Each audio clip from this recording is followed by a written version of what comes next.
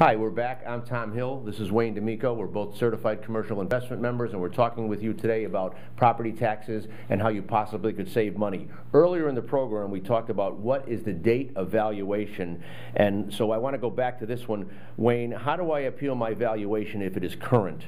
Well, if it's current, that would be when the value is being set within a reasonable time frame from when you're looking at the value. So if the value by the town was set, say, October of 2010, you want to establish your opinion of value within 6 months either side of that.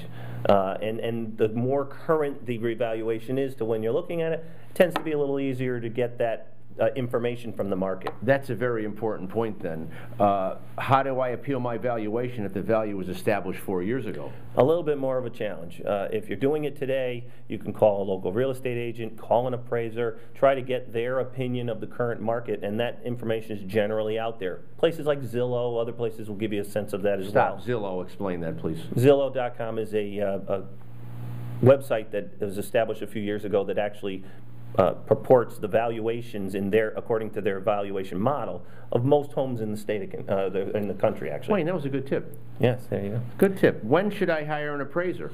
Well, if the complexity is that you need to go back, say 3, 4, 5 years for when the town or the county assessed your property, that may be when you need an appraiser who maybe keeps those records of what was going on at the market at that time. That's the challenge, is that it's difficult to extract the details from the marketplace for a time period that's not current. Wayne, you're a smart guy. You follow economics. Could you explain to the audience just a little bit about the market fluctuations with unemployment, interest rates, etc., and why 5 years ago the house could have been worth one rate and today it might be worth another?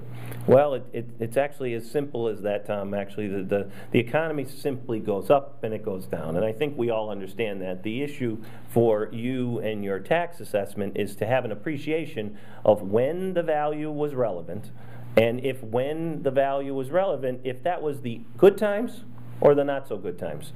And in most communities, if the property was valued in, say, the 2005, 2006, 2007 window, those were some of the biggest peaks we've had in decades, but yet come the fall of 2008 and the last 2 years, we've also had some of the largest drops in decades.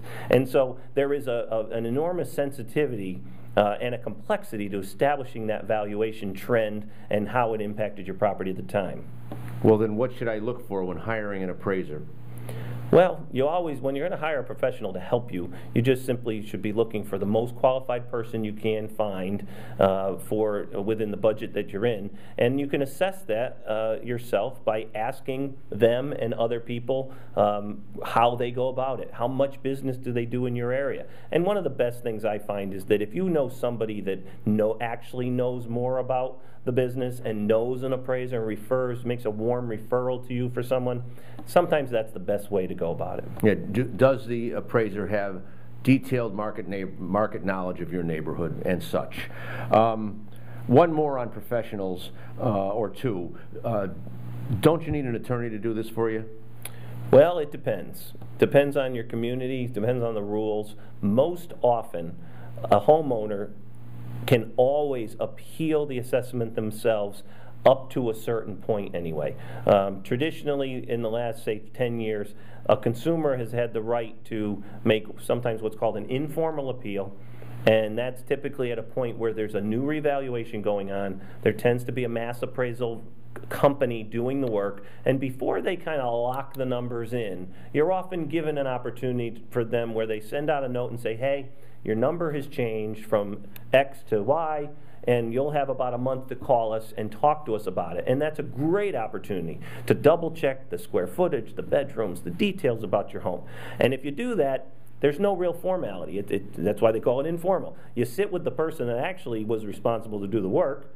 They usually are very interested in hearing it, but you have to do things when you meet with them that give them the reason to reconsider your number. You can't just go in and say, I'm paying too many taxes, I want you to lower it. And never say the taxes are too high, because it's not the taxes, it's the assessment. But you want to be prepared. And there's a whole series of things that we can share with you to help you prepare for those opportunities.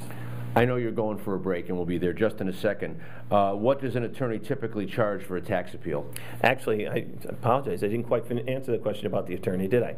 You could do it yourself. Sometimes you can get an agent who is an attorney or not an attorney, or you can get an attorney. And an attorney depends on who they are, how much work they are, they on their do, plate, yeah. how if they're local attorney, etc. They all have a rate schedule, but an attorney tends to cost you anywhere between $200 and $500 an hour.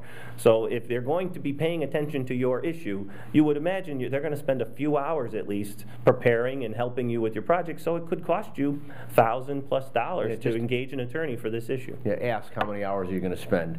And on that note, we're going to take a break, and we'll be back with much more. And don't worry, we'll review all this stuff at the end to give you a little wrap up so that you're prepared to go in and see your local assessor.